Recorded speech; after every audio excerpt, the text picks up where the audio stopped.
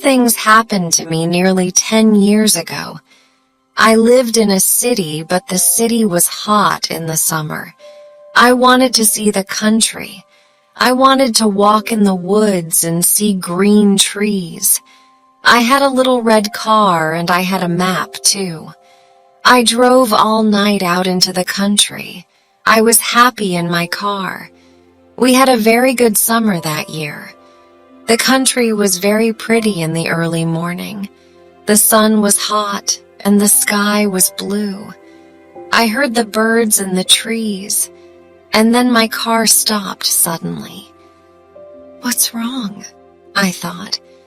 Oh dear, I haven't got any petrol. Now I'll have to walk. I'll have to find a town and buy some petrol. But where am I? I looked at the map.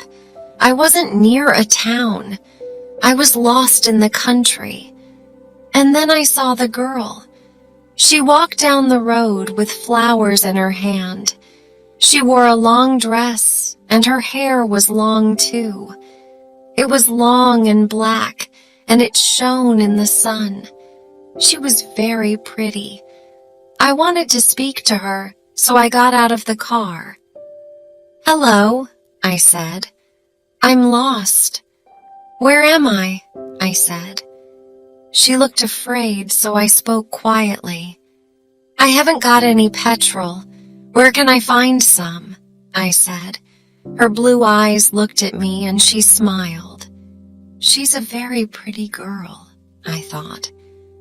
"I do not know," she said. "Come with me to the village. Perhaps we can help you," she said. I went with her happily, and we walked a long way. There isn't a village on the map, I thought. Perhaps it's a very small village, she said. There was a village, and it was old and pretty. The houses were black and white and very small. There were a lot of animals. The girl stopped at a house and smiled at me. "Come in, please," she said. I went in. The house was very clean, but it was strange, too. There was a fire and some food above it. I felt hungry then. That's strange, I thought. They cook their food over a wood fire. Perhaps they have no money. I met her father and mother, and I liked them. They were nice people, but their clothes were strange. "Sit down," said the old man. "Are you thirsty after your walk?" He gave me a drink, and I said, "Thank you." But the drink was strange, too. It was dark brown and very strong.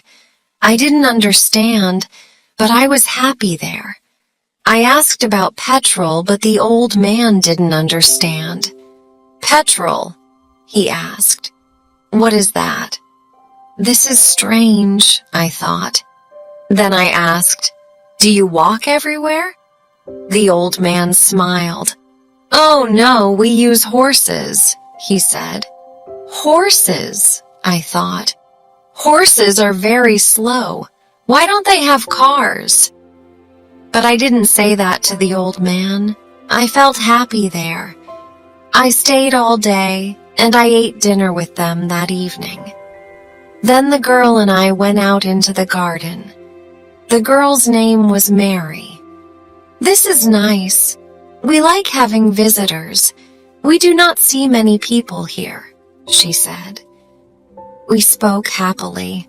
She was very beautiful. But after a time, she began to talk quietly, and her face was sad. "Why are you sad?" I asked her. "I cannot tell you. You are only a visitor here. We have to say goodbye tonight.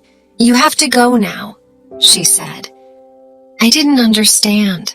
I loved her. I knew that, and I wanted to help her. Why did I have to go? But Mary said again in a sad voice, "You have to go. It is dangerous here." So I said, "I'll go to the next town and find some petrol. Then I'll come back." She didn't speak.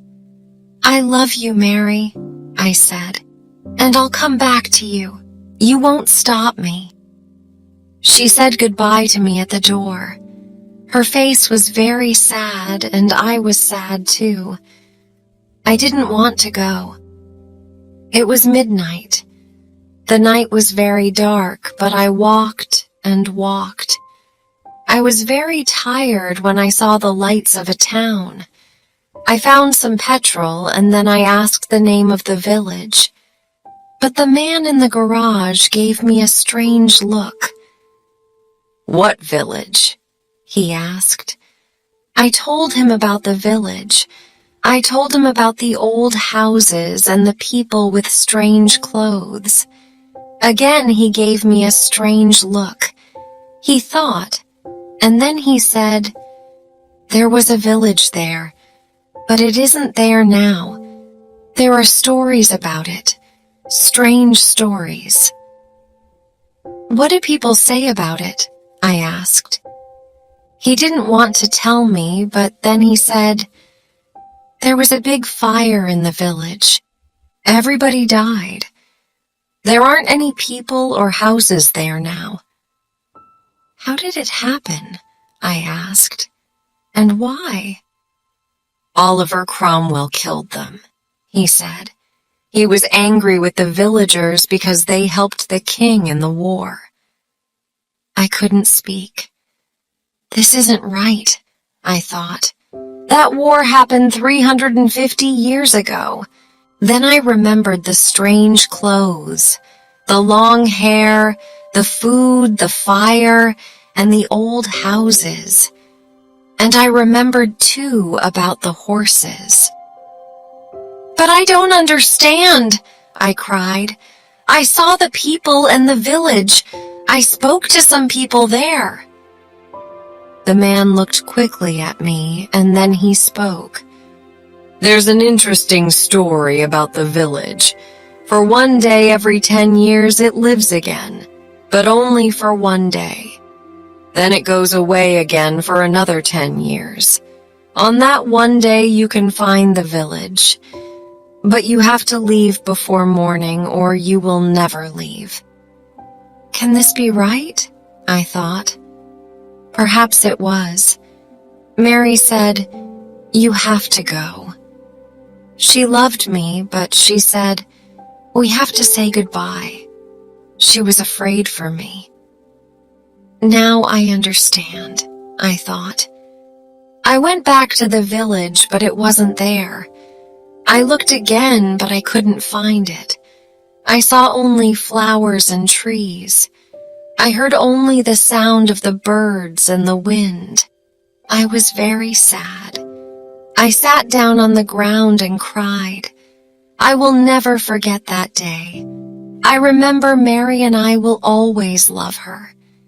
Now, I only have to wait 2 months. The village will conic back again. On the right day, I will go back. I will find her again, my love with the long black hair. And this time I will not leave before morning. I will stay with her